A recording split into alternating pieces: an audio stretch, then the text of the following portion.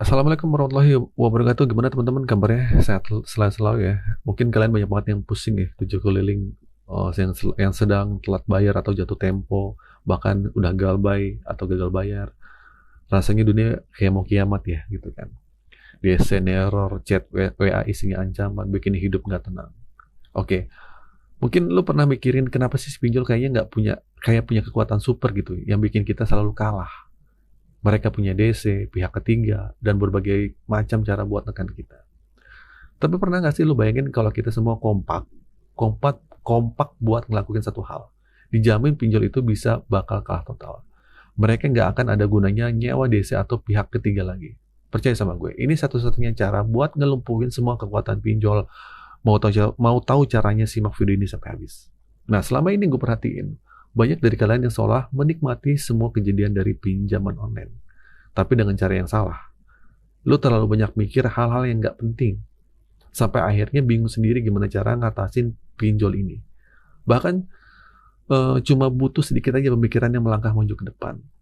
Pinjol itu tumbang atau bakal kalah. Nah heran ya, masalah lu A yang lu pikirin B. Masalah B yang lu pikirin C. Jadi masalah lu sama yang lu pikirin itu bertolak belakang. Atau kemajuan terlalu jauh.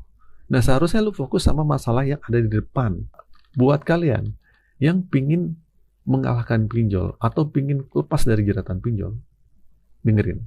Pertama, jauhi jebakan jasa-jasa nggak jelas. Ada cara yang simpel, tapi malah banyak pakai jasa backup data lah, jasa pengalihan panggilan lah, beli surat kuasa yang nggak jelas lah, sampai melunasi utang dengan cara berhutang lagi. Ini kan kebodohan. Semua itu berbayar, padahal kita lagi kurangan uang, lagi nggak punya duit, nggak mampu bayar. Ngapain kita hambur-hamburkan uang buat jasa-jasa yang nggak penting kayak gitu? Emang jasa itu beneran bisa nyelesain utang lo? Kalau iya sih nggak masalah, tapi cuma bakal ngabisin uang yang ada di kantong lo. Jujur gue miris banget lihat kayak gini ya, yang pakai jasa joki lah, gitu kan.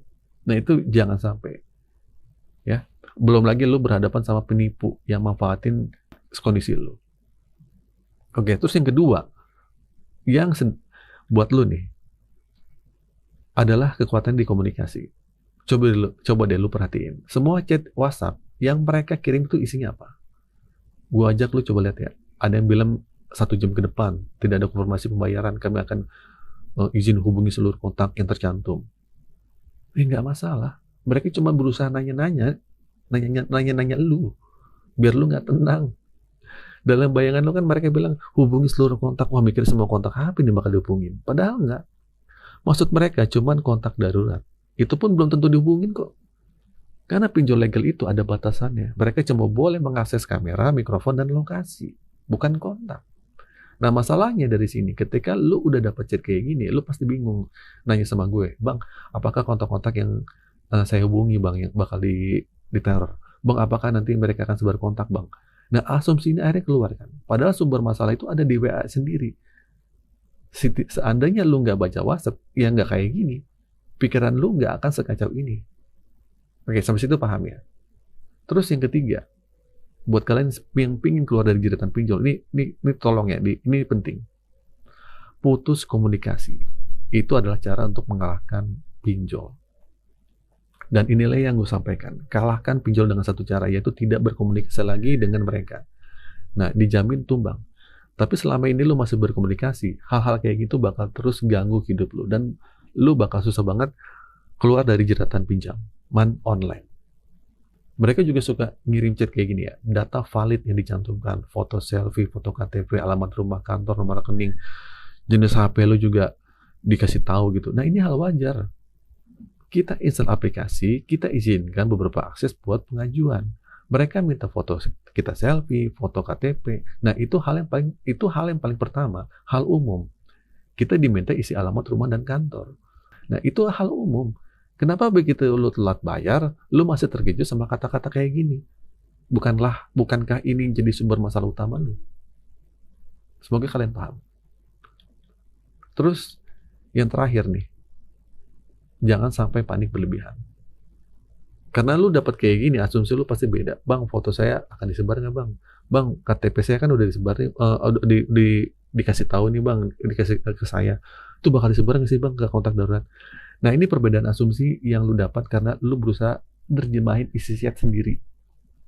Makanya gue bilang, coba deh bergeser sedikit aja selangkah ke depan. Ketika lu gagal bayar, nggak mampu bayar, lu udah dapat chat kayak gini, jangan paksa diri lu untuk menerjemahkannya sendiri. Berasumsi liar akhirnya. Lu langsung putus komunikasi aja. Itu pinjol bakal kalah. Ini bukan berarti gua harus ngemplang pinjol ya. Ini buat posisi kalian yang sudah terjebak, nggak punya uang sama sekali. Tunda dulu, suatu saat ada uang, bayar. Tapi bukan kabur gitu aja ya. Nah, di awal mereka juga bilang, Bapak Ibu tagihan di sini tolong ada pembayaran sekarang. Hindari denda keterlambatan.